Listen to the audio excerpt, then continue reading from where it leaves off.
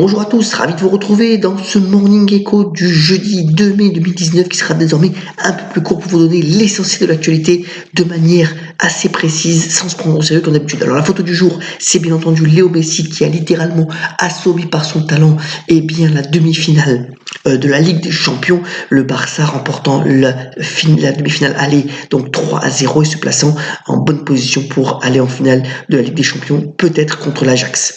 Alors revenons sur les marchés. Hier, bien entendu, c'était le 1er mai, donc la majorité des marchés européens étaient fermés. On a eu la réunion de la Fed hier soir qui a fait finalement le nini. Pas de hausse de taux, pas de baisse des taux annoncée par Jérôme Powell, puisque finalement, comme le montre ce graphique, depuis des années reste en dessous de l'objectif affiché par la Fed. D'un autre côté, la croissance n'est pas assez vigoureuse pour pouvoir justifier une hausse des taux. Donc, la Fed est complètement en position d'attente, alors que dans le même temps, vous voyez que depuis quelques semaines, notamment l'Asie, hésite sur la tendance boursière à donner donc à ces actions. Il n'y a pas véritablement de tendance, ça consolide tranquillement et les marchés américains hier ont perdu 0,7%. Donc on peut attendre une légère consolidation d'ouverture sur l'Europe, alors qu'on attendra pas mal des chiffres aussi d'activité en Europe sur ce qui s'est passé au mois d'avril. Hier aux États-Unis,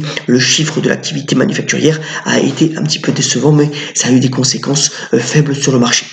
Autre nouvelle aussi, il apparaît que sur le point de vue du Brexit, Jérémy Corbyn et Theresa May auraient trouvé un accord pour pouvoir passer finalement un accord qui sied aux deux parties. Vous voyez que le sterling a repris des couleurs sur cette préannonce. Alors rien d'officiel pour le moment, mais enfin s'il y a un consensus entre les deux parties, il est évident que les propositions de Theresa May pourraient passer.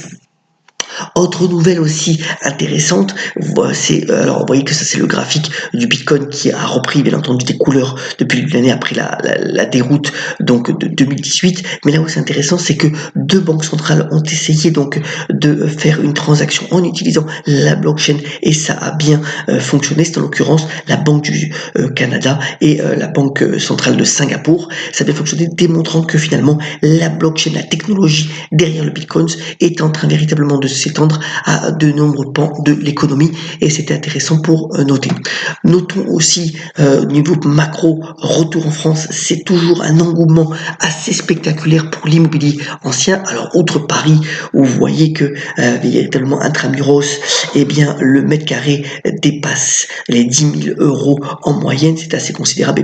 L'engouement aussi des investisseurs ne se dément pas, notamment sur les villes moyennes et les prix de l'immobilier ancien continuent donc à bien fonctionner. C'est dû essentiellement à une certaine tension sur l'offre qui continue à se manifester.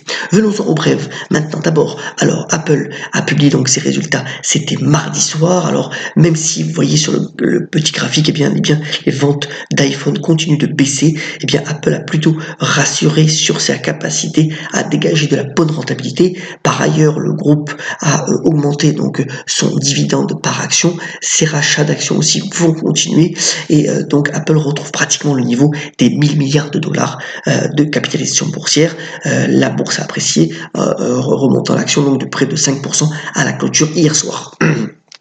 Alors une nouvelle intéressante qui est sortie aussi sur le groupe Atos dirigé par l'ancien ministre de l'économie et des finances Thierry Breton. Dans le conseil le rendez-vous des actionnaires, Thierry Breton a posé cette question: quelle est la raison d'être du groupe informatique? C'est notamment d'être un acteur majeur dans l'information décisionnelle, mais c'est aussi de participer à de nombreuses recherches et développements, notamment sur l'intelligence artificielle. Et l'idée, c'est véritablement de mettre un pas de plus en plus significatif dans la recherche académique et donc notamment dans tout ce qui est impression 3D aussi. Atos va pouvoir véritablement, par exemple, mettre un projet de faisabilité autour de la reconstruction de Notre-Dame. Donc voilà, c'est finalement un objet social plus élargi pour Atos pour ne pas être accusé d'aucun abus de bien social. Et c'est intéressant à noter. Autre point aussi, c'est Mattel qui essaye finalement de trouver des ressources pour pouvoir s'en sortir. Vous voyez que l'action du fabricant de Barbie, des difficultés en bourse de manière assez significative depuis maintenant plusieurs années. Ils ont signé hier soir un accord avec Pixar, donc la filiale de Disney, pour pouvoir véritablement commercialiser bien de nombreux jouets aux héros, notamment des indestructibles.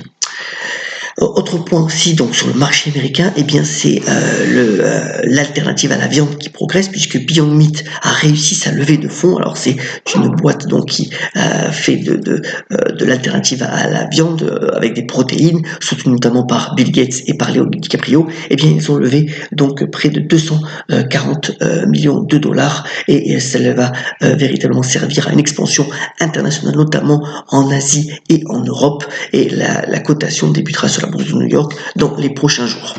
Dernier point avant de terminer ce Morning Echo, eh bien c'est Mariah Carey hier soir qui a reçu à Billboard de Las Vegas le fameux prix de l'Icon. Alors vous savez que Mariah Carey chante sur 5 octaves et qu'il y a eu de nombreux ratés, mais enfin selon l'avis des critiques spécialisés, son dernier album Caution a eu beaucoup de succès. Elle revient véritablement à ses sources, et elle a eu 50 ans. C'était une carrière jalonnée parfois d'échecs, mais voilà, on peut lui rendre hommage à cette grande finalement icône du R&B et de la soul. Terminons ce Morning Echo par la citation du jour. Elle nous vient de Serge Gainsbourg, qui a notamment dit à Brigitte Bardot: la vie est un hasard contraire aux destinées. Excellente journée, ayons la pêche, et à très bientôt sur Morning Echo.